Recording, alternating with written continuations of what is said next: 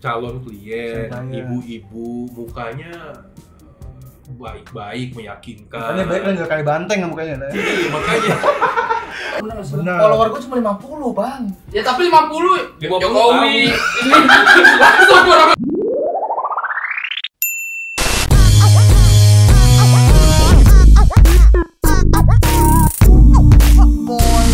Jiba of Law. Oke, di sebelah gue nih ada pengacara handal nih. Gimana Mbak Hotman Paris? Oh, salah. Karena gue taunya pengacara Hotman Paris doang, setahu gue yang terkenal. Kalau ini ada Bang Indra, Ya. Indra Nathan Nathan. Busnadi. Indra Nathan Busnadi dari apa kantor ini? Adnan Buyung, maksudnya yang partners. Oke. Lu pengacara dari kapan sih Bang? Gua lulus tahun 99. Kemudian mulai magang itu tahun 98. Oh, pas kerusuhan dong ya? Iya, pas kerusuhan mulai magang. Jadi orang kerusuhan gua magang di kantor. Lu makan Global. sambil ambil TV ya? Oh gitu. Iya. Awal mulanya kan dari Trisakti. Jadi Pas banget. pas banget tuh awal mulanya kan kerusuhan di Trisakti. Untung bukan yang ditembak waktu itu. Aduh. Untungnya bukan. Kalau lu kan jadinya kita nggak ketemu sekarang. Iya, betul. Untungnya alhamdulillah. Kemudian tahun 2004 gua baru join sama Bang Buyung. Oh, baru masuk di sini nih. Iya, kebetulan memang kenal sama Bang Buyung sih udah dari kecil. Karena waktu itu Dari bayi. enggak juga sih. Enggak berasa dari gua baik. bayi. Karena Dari bayi. kebetulan ayah gua juga dulu bokap lawyer juga sama Bang Buyung. Oh. Tahun 69 70. Lu kasus paling yang lu ini apa sih Bang? Ada nggak yang kayak anjing ini susah banget nih kasus nih? Sebetulnya kalau kasus susah atau gampang tergantung sih. Ya memang ada yang susah, ada yang gampang. Tapi kebanyakan kasus yang kita, ya terutama kantor kita pegang, agak susah-susah semua sih. Tapi itulah gunanya kita tim. Kita lawyer tuh nggak bisa kerja sendiri, single fighter, nggak bisa. Itu kita harus kerja. Tapi pengacara yang tim. sendiri ada, pengacara yang sendirian ada. Pengacara sendirian zaman dulu iya, tapi zaman sekarang udah semua law firm itu pasti ada beberapa lawyer di dalam satu law firm gitu. Karena kita mengerjakan suatu perkara, terutama perkara yang rumit itu nggak mungkin sendirian. Oke. Itu harus tim. Kecuali perkara yang Paling gampang kecil apa? ya. Paling kecil apa? Pengacara yang paling ngurusin kasus paling kecil apa? Khusus hukuman tentang ucok baba atau kan kasus kecil itu. Oh enggak ya? Apa paling kecil apa Bang? paling kecil di sini. Ya kalau perkara yang paling kecil paling simple ya, perkara simple ya kasus perceraian. Oh, perceraian, penipuan gitu-gitu kali. Penipuan nggak juga, banyak kasus penipuan juga complicated. Oh gitu. Rumit. Karena memang lagi banyak penipuan di sekitar gue, lagi banyak penipuan gini Bang. Gue kayak pengen nanya ke lu juga, penipuan itu level-levelnya kayak gimana gitu. Karena beberapa temen gue ada yang suka ngutang, ada yang nggak bayar gitu-gitu. Dan bahkan gue jadi sering di SMS-in pinjol gitu, padahal gara-gara teman gue ikut pinjol kamu, teman saya, teman SD, lu gak usah ketawa Alif, teman SD gue ada. Kenapa Alif ketawa? Gitu. Temen berarti kenal namanya. Iya, teman SD, teman SD gue. Jangan, kasihan jangan disebut. Dalam waktu. Lu ada ini nggak cerita maksudnya? Anjing ya, gue banget tipu gitu. Kalau diri sendiri sih terus terang, biarpun kita lawyer pasti kan pernah kita ya? manusia juga, Benar. kita pernah juga kena tipu. Lawyer ketipu. Walaupun pengacara ya, Oke. karena ya itu kehidupan sehari-hari. Pernah itu ada ceritanya? Ada. Contohnya dulu gini, dulu waktu awal-awal gua kerja di kantor ini nih, di ABMP. Dulu pernah ada satu perkara yang gue diajak lah sama senior gue nih. Oh, masih junior? Gue masih junior banget. Masih dikerjain lah ya, junior gitu. Disuruh-suruh jadi kuli dulu. Iya. Nah, ada satu perkara gue diajak, Indra, ayo dampingin ada calon klien dari mantan presiden Indonesia, keluarga. Oh, jadi ada keluarga mantan presiden Indonesia nih. Ada kasus nih, ayo kita meeting. Kepikiran lu kasus ini gede pasti kasus gede nih. Mantep nih. Datang sama bagus si nih. senior lawyer ini pasti kasus gede, kasus yang bagus lah yang kita tanganin. Datang terus kita mulai meeting, ya memang si orang ini itu meetingnya di mana, Bang? meetingnya di Grand Hyatt waktu itu. Ini mewah tuh ya. Mewah. Lu makin yakin ya, oh ini bener-bener keluarga mantan Iya, ini presiden. bener-bener nih.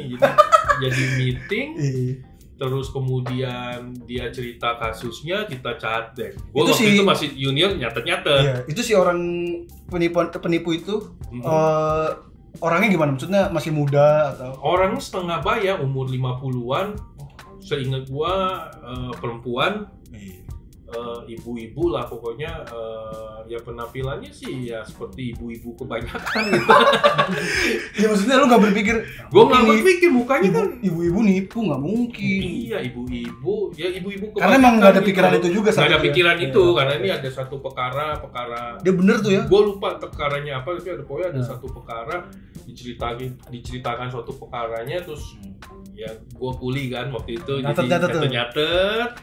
Terus pada satu saat si ibu-ibu ini ngomong ke senior gua ini, Pak, si bapak ada di atas nih. Si bapak tuh maksudnya Si mantan presiden ini, si bapak ada di atas nih, saya mau telepon beliau, boleh saya pinjam telepon bapak gitu, karena handphone saya ketinggalan di atas di kamar.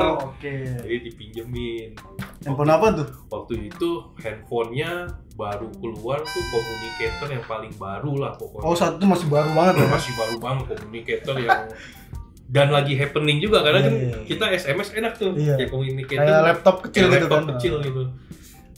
Pinjem lah dia telepon, terus dia bertelepon. Lu di situ? Gue di situ, dia lama-lama dia nelfon beneran. Gue nggak tahu beneran apa enggak, tapi pokoknya nelfon lah. Nelfon. Ya, terus berdiri, agak menjauh, yang gue udah nggak dengar lagi kan dia ngomong apa. Tapi kenapa lu nggak? Kok pas dia menjauh kenapa nggak lu kejar? Lah kan karena ada ini kita calon klien, ibu-ibu, mukanya baik-baik, meyakinkan. Mukanya baik kan, nggak kayak banteng mukanya. Iya, makanya. Mukanya muka baik-baik aja. Mukanya baik-baik, ibu kan, makanya gue bilang ibu-ibu kebanyakan gitu loh. Iya. Pokoknya dia telepon, makin lama makin menjauh. Dia kan kalau kita tuh waktu itu restorannya di atas tuh, dia turun ke eskalator. Udah kita nggak ada curiga apa-apa dong. Lu saat itu masih ngobrol sama senior lu ya? Iya, masih kasus makan. Gede nih, kasus gede nih. Pokoknya kita masih ngobrol, masih makan. Terus tapi kok kita tunggu-tunggu nggak balik-balik nih si ibu. 15 menit, 30 menit. Udah mulai curiga kan, kalau udah 30 menit kok nelfon lama banget. Lu saat itu positif atau jadi si ibu diculik atau apa? Belum, tapi kita ya belum kepikiran bahwa nih jangan-jangan ada penipuan atau apa, belum kepikiran itu, tapi kita cuma bingung nih kok si ibunya nggak balik-balik. Kita tunggu 30 menit, nah kalau udah 1 jam udah pasti menurut gua udah confirm ini pasti ada something nih. Akhirnya karena kelihat gua udah confirm nih pasti ada something, si ibu-ibu kan ninggalin tas. Oh, dia ninggalin tas, makanya mungkin kalian percaya. Iya, ada tasnya di situ. Tinggalin tas, terus tas apaan Bang? Kita tas ini ya, tas skater. Tas, seingat gua ini tas kain gitu loh. Oh, tas biasa lah ya. Tas biasa dari kain batik. Nah, itu kita buka, selerekan kita buka. Terus kita isinya ternyata tisu sama ada dompet atau apa, pokoknya uangnya uang receh sama seribuan lah. Tuh dompet pasti buka tulisan tuh, selamat Anda ketipu. Jadi isinya tisu sama uang receh gitu. Nah udah dengan kita lihat isi dari tas itu udah confirm. Kesel lo, Mek. Senior gua kan, handphonenya bukan gua sih nggak kesel. Lo diem aja. Senior gua confirm, anjir gua ketipu. Terus lu kayak catat. Gua sih sebetulnya kasihan tapi gue mau ketawa, gue Kocak nahan juga lah. ketawa. Iyalah. Iyalah. Itu keren banget sih penipuannya si ibu-ibu itu sih. Gue terus terang mau ketawa, waduh udah senior gue bisa ketipu juga ya sama ibu-ibu. Tapi sih terus terang gue kalau di posisi senior gue juga, Iya, mungkin nggak ada yang curiga lah. nggak ada yang saat itu. curiga. Karena step-stepnya sebagai penipu keren tuh, dateng ke restoran mewah, Betul. Dan ngobrol kasus segala Ya. macem. dan kenapa orang ketipu itu kan karena kewaspadaan, Iya. awareness kita terbuai sehingga kita nggak waspada, sehingga kita kita tertipu gitu loh. Akhirnya udah aja. Terus ini makanan yang bayar siapa? Ya kita lah. Ketipu 2 Masa kali. cuci kalau ya. piring. Anjing. Maksud gua tapi lu akuin itu penipuannya keren sih. Maksud gua dia datang Bukan, gue nggak bilang keren atau nggak keren, tapi kayak di cara film-film yang tuh. common itu cara yang common sih sebetulnya. Cuma siapa sih yang duga namanya tipu muslihat kan? Iya. Dibuat tipu muslihat itu dibuat untuk mengakibatkan kewaspadaan gua dan senior gua ini jadi hilang. Jadi Kasus tidak nggak curiga gitu Kasus loh. nggak dapet, yang handphone malah hilang aja. Iya. Handphone waktu itu 10 juta lagi. Wah iya. Nah, terus itu kalian pas sampai kantor gimana tuh ceritanya? Sampai kantor sini kan Ya, kesebar gak tuh gosip? Pasti kesebar dong. Ya, Gosip kocak cerita curhat-curhat aja sih. Ya Cerita. iya sih, tapi ya Kemarin situ kalau ketipu. kita semua orang yang kita ceritain kan pasti ketawa. Pasti ketawa. Iya. Ya gua aja terus terang ngelihat atau mengingat kejadian itu juga ketawa. Bahkan mungkin si Gitu. senior lo itu kalau ingat sekarang kayak kenapa gitu? Pasti kayak ada pikir, Iya. nih ibu kemana sekarang? Tapi kita nggak bisa bilang bahwa lawyer aja ketipu atau apa ketipu. Kita nggak bisa bilang orang yang ketipu itu bego atau atau Karena mereka bodoh. lagi lengah aja saat itu. lengah karena akibat dari tipu muslihat itu yang membuat semua orang bisa lengah. Siapapun bisa terjadi kepada siapapun, Bisa terjadi siapapun termasuk pengacara juga. termasuk pengacara. Bahkan berarti lu bisa ngelapor sebenarnya yang harusnya. Bisa ngelapor, cuma ya Pengacaranya lu sendiri. iya, konflik. Saya diri sendiri. Tapi saat itu ya udahlah kayak lu kayak Ya udahlah. kasihin aja lah. Iya. 10 juta. Terus kayak si ibu-ibu juga kayak udah tahu kali ya, paling mau ngapain. Pasti diikhlasin. Dikasih nih. Mungkin udah ngukur juga. Waktu ibu-ibu tiba-tiba datang ke sini ngelamar kerja pura-pura. Kita nggak ada yang tahu. Dia udah kerja di sini aja tuh. Iya. Mengamati. Udah berapa puluh tahun lupa, udah lupa juga. Iya. Oh, itu lucu juga sih. Itu kan senior lu tuh berarti ketipu saat itu. Iya. Saat itu posisi kayak. Nggak mungkin gua belum mampu beli Oh, handphone 10 iya. juta. Nah, lu pernah ada kejadian itu juga nggak? Lu tertipu? Karena gue sempet, kalau gue pribadi gue juga sempat hampir ketipu bang. Gue pernah, kalau gue ketipunya itu via telepon saat itu. Di telepon lagi bangun tidur, wah, dia minta pinjemin duit, terus gue nyebut nama dan lain-lain, tapi disadarkan sama adik gue, tuh penipuan tuh. Gitu. Kan suka ada tuh kasus-kasus gitu Iya, kan? Itu Banyak banget tuh suka nelpon-nelpon gitu. Dan kalau dari cerita lu, gue bisa lihat kelengahan lu diakibatkan lu baru bangun. Iya. Bisa begitu. Makanya kenapa kalau penipu yang telepon itu kebanyakan nelfonnya malam-malam. Oh, jajan si klien yang tadi juga gitu, ibu-ibu tuh nelponnya malam-malam. Enggak, pagi. Oh, pagi.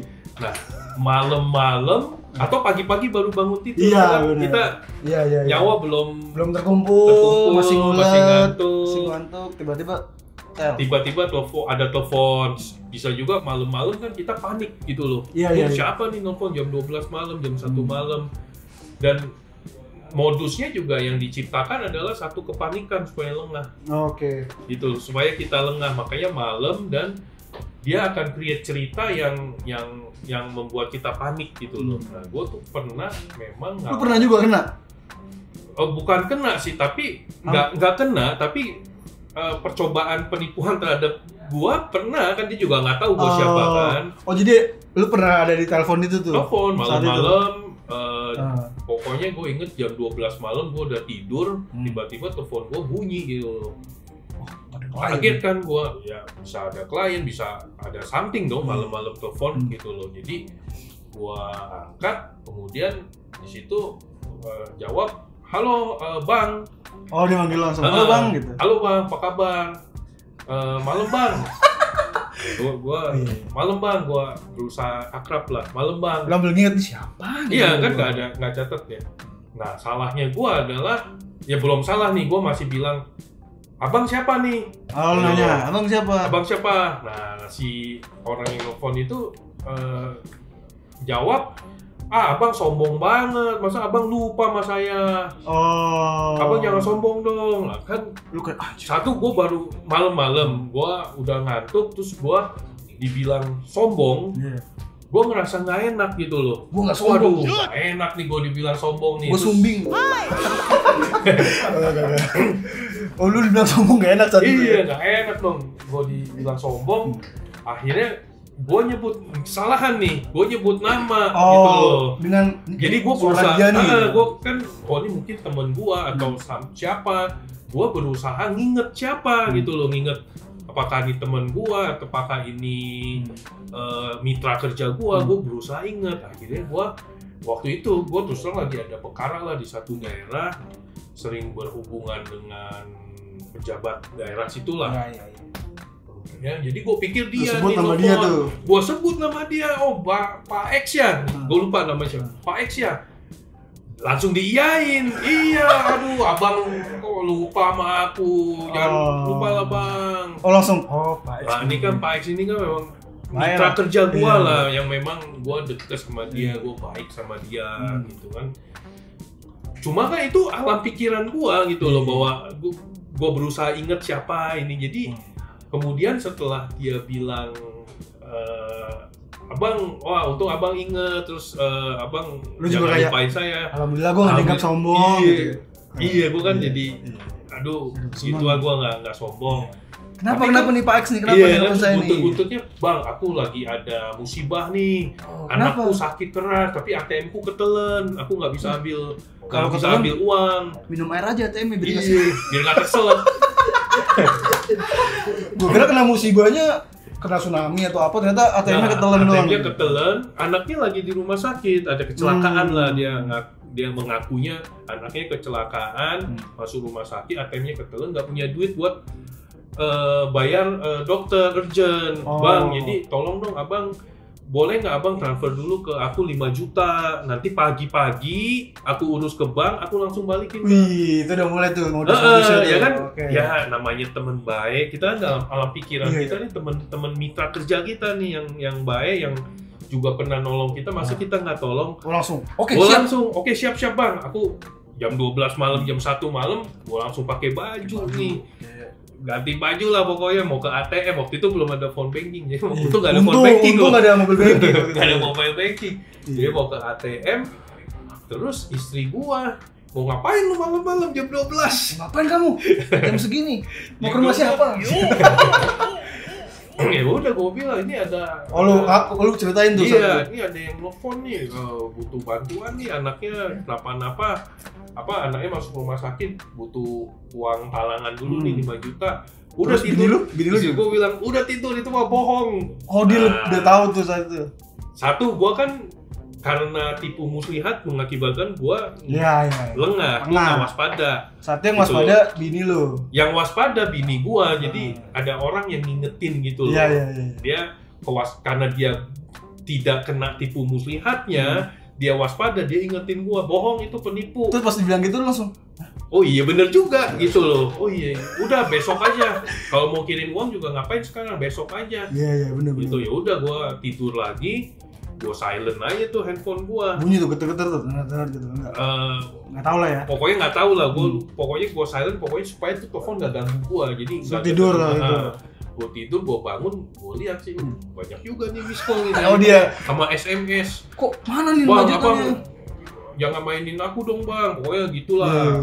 Istilahnya marah lah. Akhirnya karena udah pagi, gue inget kan, gue telepon aja nih mitra kerja gue nih yang ini yang lo maksud si Pak X itu. Gue telepon, gue punya nomornya. Bang, abang telepon aku ya kemarin ya bang, anak abang masuk rumah sakit. Enggak, siapa? Enggak kok. Saya nggak nelfon kamu, saya nggak nelfon kok. Saya nelfon istri kamu kok. Apa nggak nelfon? Ya udah, oke bang, siap bang. Emang ada apa? Enggak ada apa-apa bang. Tadi malam ada telepon. Udah tutup. Baru tuh lu tahu. Tahu bang, penipu nih. kerjain balik aja, gue telepon balik, gue kerjain, gue bilang, bang maaf bang, kemarin ketiduran, nih aku mau transfer nih, 5 juta aku tambahin 10 juta ya bang. Oh gituin? Terus dia gimana? 10 juta aku tambahin deh. Iya ya bang, tolonglah bang, 1 ya. Dia butuhnya 5 juta. Gue mau tambahin 10 juta harusnya kalau yang bener. Jangan maksudnya. Udah bang, aku kebutuhan cuma 5 juta, nggak 10 juta. Satu kan harusnya begitu, itu udah goblok. Karena gue udah aware nih. Gue udah aware makanya gue jadi bisa tahu gitu karena kewaspadaan gue ini. Jadi lu tahu strategi buat udah untuk gali dia bohongnya di mana aja. Akhirnya udah gua telepon, gua lama-lamain aja telepon supaya pulsanya habis. Wah bang, nih pinnya aku lupa ini. Akhirnya berarti pas lu sadar, nah yang nelpon kan gua. Pulsa lo yang habis. Nggak juga. Waktu itu gua emang telepon dia. Terus kan gua matiin karena gua mesti mencet ATM. Dia yang telepon. Gua kira lu tiba-tiba lengah lagi. Enggak juga. Soal gue lagi lah. ketidur sendiri gue. Itu bisa jadi juga. Bisa Gitu. Berarti untungnya lu nggak kena tuh uang 5 jutanya 5 kan? juta ya lumayan kan. Lumayan. Kalau dari 10 orang yang hari itu dia telepon 5 ketipu 25 juta. Iya kan? Berarti besok gua gitu deh nipuin. Jangan. Berarti kesalahannya itu tadi nyebut nama sama satu nyebut nama. Itu nyebut nama sangat nggak boleh. Ya itu. Kalau udah nelpon gitu ya udah, maksudnya siapa nih? Siapa nih mau bicara dengan siapa? Harus betul. Kita tanya balik. Dia kan pasti nggak tahu kita, karena dia pasti random. Kalau dia random, makanya kamu mau bicara sama siapa? Gitu. Jangan nyebut nama. Benar. Nah, lu kan tadi nggak kena tuh, untungnya kena. Kalau kan penipuan selain lewat telepon ada lewat si SMS, kadang-kadang lu suka dapet SMS gitu nggak sih? Selamat, Anda dapat hadiah. Selamat Anda dapat ini gitu. Gue juga sering banyak banget tapi gue cuekin apaan sih nih? Karena udah pasti itu penipuan kan kayak nggak mungkin gitu. Lu pernah juga nggak kena gitu atau siapa gitu? Itu sih kalau SMS sehari-hari juga sampai sekarang gue masih dapat biasa dapet gitu. Memang gue cuekin sih karena nggak mungkin lah tiba-tiba mesti dapat 175 juta gitu. Iya, terus untuk dapat 175 juta dibayar dulu dong provisinya atau pajaknya dibayar. Masa ada yang kena ketipu gitu? Nggak mungkin. Iya. Tapi ada nggak? Banyak. Itu banyak. Termasuk temen lu juga atau? Ya pokoknya banyak lah, mau temen mau bisa juga lawyer ketipu itu. Kena juga lawyer pernah? Pasti. SMS itu? Pasti ada. Gua sempat ada teman gue yang kena juga lawyer. Satu gini, kenapa? Kan tadi gue bilang dalam setiap penipuan pasti ada tipu muslihat. Benar. Tipu muslihat itu kan ditujukan untuk supaya orang yang ketipu itu awalnya lengah dulu. Nah, kalau pada waktu ada tawaran itu kemudian orang itu punya kebutuhan, misalnya bener lagi butuh uang atau lagi pengen mau beli apa yang bener-bener butuh aja, itu sometimes dengan adanya itu dia bisa lengah. Kayak wah lumayan nih. Alhamdulillah dapat 175 juta. Meskipun gue ngikut undian tapi dapat alhamdulillah. Wah kebetulan banget nih berkat. Kebetulan banget. Baik banget sih nih orang. Iya. Gitu ya. Ini sesuatu yang mengakibatkan kita lengah. Jadi kita nggak pikir panjang, ya udah deh gua. Jadi ternyata untuk dapat hadiah 100 juta itu misalkan harus bayar sekian persen gitu. Ya, misalkan buat pajak. Oh, ini ada pajak penghasilannya. Dan temen lu ngirim. Berapa total itu? Dulu jadi temen gue sih karena dia cerita ini juga gue sometimes ketawa 24 juta dia kirim. Anjir. Ternyata itu penipuan, bener-bener confirm penipuan. Dia masih nunggu ya? Mana hadiah gue? Iya. Karena apa? Sampai sekarang masih nunggu di rumah tuh.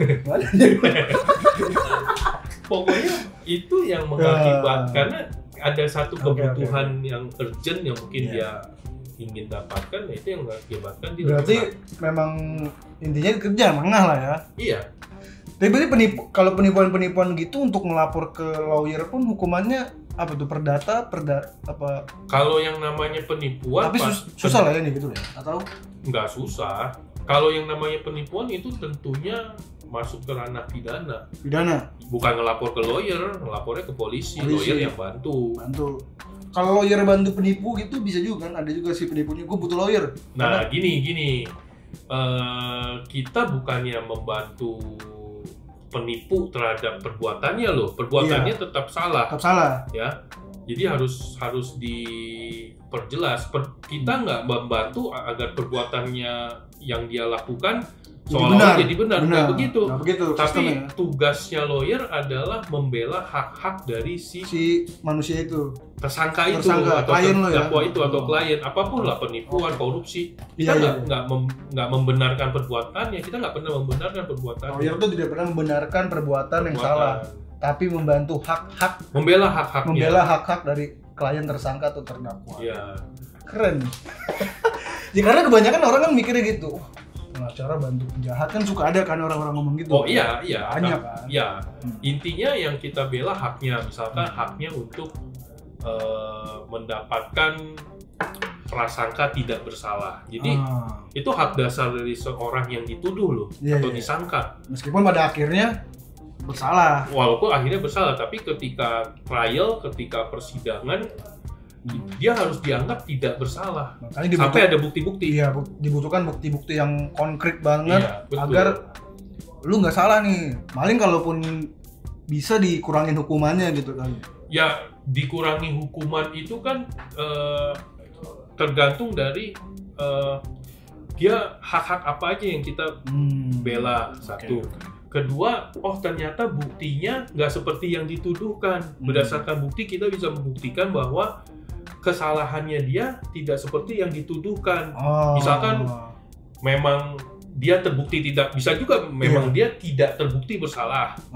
Atau bisa juga ternyata perbuatan yang dilakukan oleh orang lain, terbuktinya, jadi dia nggak bersalah. Atau perbuatan yang dia lakukan bukan semata-mata perbuatan dia sendiri, dia hanya membantu atau dia turut serta. Itu kan berarti yang penting adalah bukti ya. Bukti itu, makanya pengacara membutuhkan bukti-bukti. Bang. Ada apa nih? Ini bocah nipu gua nih. Dia punya utang sama gua, kagak bayar-bayar, terus nggak ada kabar sampai sekarang. Nah ini tapi bisa ketemu. Lah ini ketemu gara-gara udah gua viralin, baru ketahuan orang ngasih tahu dia di mana. Lu ngutang beneran? Utang 60.000 doang. Ini dianya aja. 60.000? Iya, 60.000 juga 75 kali minjem. Banyak lo berarti anjing. 60.000-nya. Terus lu kesini mau ngapain? Aku mau nuntut bang, dia udah nipu. Dia kan minggu lalu janjinya hari itu mau bayar. Jadi tapi sampai sekarang nggak ada kabar sama sekali. Bener-bener dihubungin nggak bisa. Oke. Itu kan udah nipu gua bang. Ya kan lu kagak ada kuota apa sih? Gak ada kuota. Iya. Tapi kan nggak ada kuota kan gua masih bisa nelpon. Cuman salahnya dia apa? Dia terlalu ini bang. Orangnya diumbar-umbar banget. Masa gua diviralin di Twitter perkara utang? Ya, 75 ya cuma kan 75 kali. Iya, 75 kali. Tapi masalahnya kan bisa di lagi, Bang. Berarti aku kesini mau ngadu ke Bang Indra biar dia ini dituntut. Iya, Bang, karena udah nipu dong. Maksudnya dituntut lu mau lapor polisi? Iya. Tapi caranya dia ngeviralin saya gitu, Bang. Jadinya kan saya jadi susah. Saya mau gimana mau bayar utang sama dia, Bang? Saya mau daftar gawe di Abang Ketoprak. Kagak bakal di waro-waro. Enggak, emang Ketoprak main Twitter? Main bang, kemarin saya follow Ketoprak Imam. Iya. Ketoprak Imam itu ada bang, daerah di atas. Ketopraknya di depan, tuh di belakang ada makmumnya gitu. Iya, asli Cirebon itu dia tulisannya. Saya mau daftar gawe sono. Dia kagak mau gara-gara dia di screenshot Twitter dia nih. Ini lu kan katanya. Ya, kan lu enggak bayar utang sih. Nah, iya, makanya. Gua juga enggak bakal kayak gitu, Lip, kalau lu kagak. Tapi salah nggak bang nih? Coba gimana bang? Ini bisa dipenjara nggak nih si brengsek nih? Nih dia kalau dia ngutang itu urusannya sih urusan perdata. Perdata tuh apa tuh? Gitu loh. Ngerti nggak perdata? Urusan Alip sama Egi doang gitu loh. Ya pokoknya utang harus dibayar. Tapi tahu mereka berdua doang gitu. Iya, tapi ya nggak bisa utang nggak dibayar tiba-tiba lapor polisi. Nggak selalu begitu. Tapi kan dia nipu bang. Nah, terus bukan penipuan. Tapi dia nggak bisa dipenjara. Dia minggu lalu bang. Publik nggak harus tahu dong bang. Iya, nah itu dua hal yang berbeda tuh.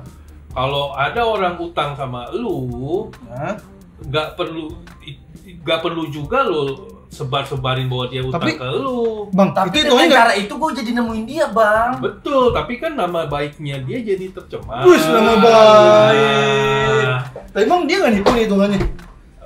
nggak selalu hutang tidak dibayar itu nipu, karena hutang tidak dibayar itu bisa cedera janji. Karena nggak gini, tipu muslihatnya harus dinilai ada apa enggak. Ini sih lagian viralnya di Twitter, di videos. Iya, berarti lu punya niat jahat, ya ada niat ya, bukan terlepas dari jahat apa enggak, pokoknya ada niat lu mau supaya semua orang lu umumkan bahwa Alif hutang sama lu. Itu salah, itu salah lagi. Provokator bener sih. Follower gua cuma 50, Bang. Ya tapi 50 Jokowi. Ini Masuk orang-orang mantap loh, Bang. Orang penting sih. Iya, orang penting influencer, Bang. Lo Parhilman yang follow dia 50. Kenapa mereka follow dia anjing? Katanya gara-gara apa waktu itu lu? Orang apa? Waktu itu sepeda sama dokter Tirta.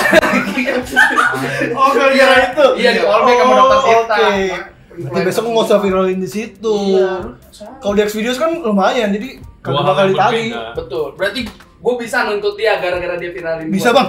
Tapi utang lu harus bayar. Tapi, Bang, itu kan janji. Oke bang, aman. Bang. Gue bakal bayar setelah gua. Tapi bener ini, dia bisa dituntut. Kalau memang dia viralkan terus menjadi pengetahuan publik, Iya. itu kan ada pencemaran nama baik. Nah. Jadi gua yang dituntut.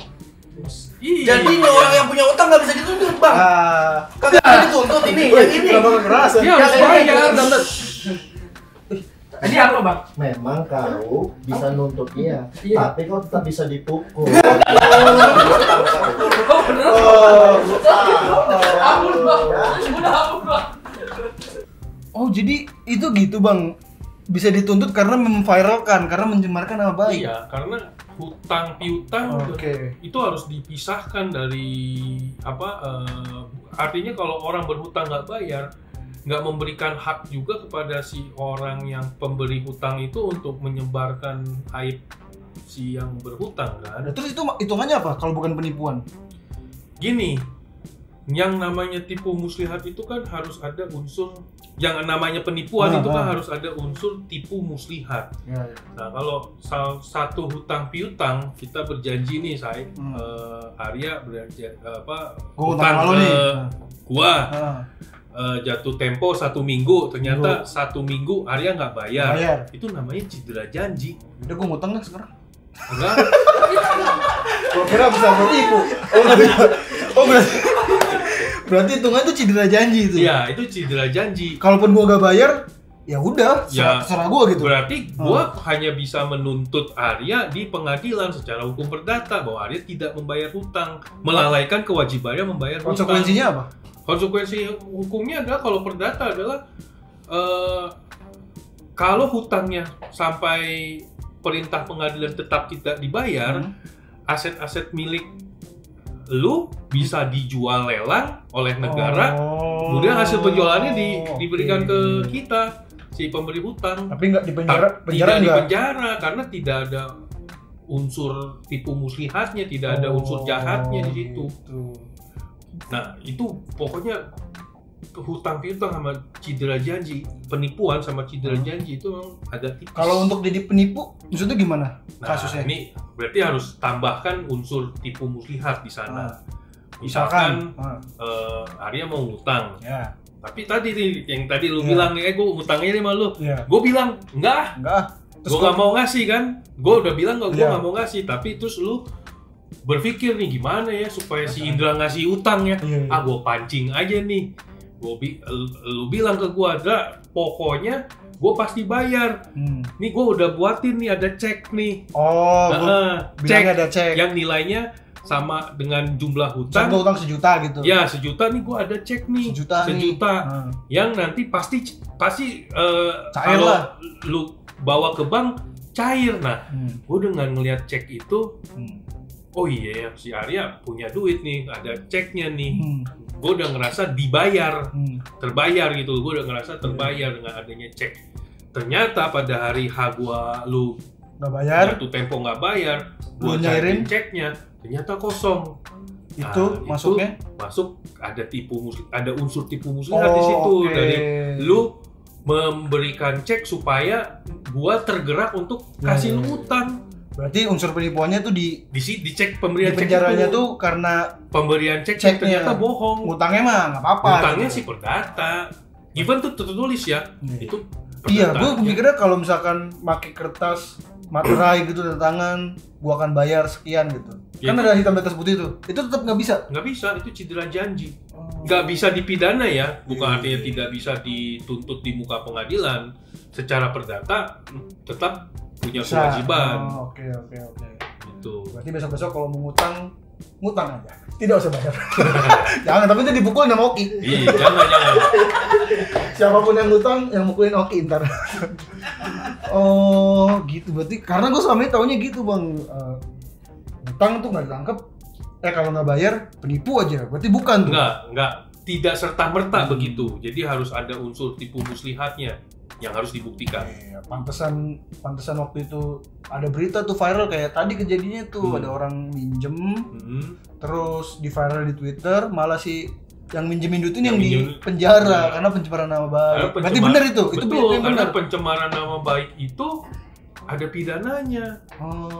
Ada pasal pidananya, ada di UU ITE. Kalau misalkan penyebarannya melalui media sosial, itu berarti, masuknya ke UU Undang-Undang ITE. Kenapa nggak dibuat undang-undang orang utang di penjara ya? Kenapa ya? Karena itu hubungan hukum antara si yang utang dengan yang berhutang. Itu hubungan pribadi aja. Tidak merugikan kalau pidana itu kan unsurnya adalah itu kejahatan. Ada kejahatan yang akan merugikan masyarakat. Berarti besok-besok kalau orang yang minjemin duit ya yang penting harus percaya banget sama orang itu ya. Karena bagaimanapun yang gampang menipu kita tuh temen ya. Ya, satu paling gampang yang nipu benar teman atau orang. Karena kita percaya. Satu percaya, karena kita percaya kita jadi lengah. Kita nggak aware. Tahu rumahnya di mana. Iya, nggak waspada. Karena kita terlalu percaya, kita nggak waspada bahwa apa yang kita lakukan itu bisa membuat kita tertipu gitu. Masa teman nipu sih gitu. Mungkin dong, nggak taunya nipu juga ada aja tuh temen kayak gitu. Banyak. Minjem kecil-kecil tapi sering. Iya, tapi sering. Itu kebiasaan ya Allah. Berarti oke. Jadi kita dapat ilmu baru dari dunia hukum nih.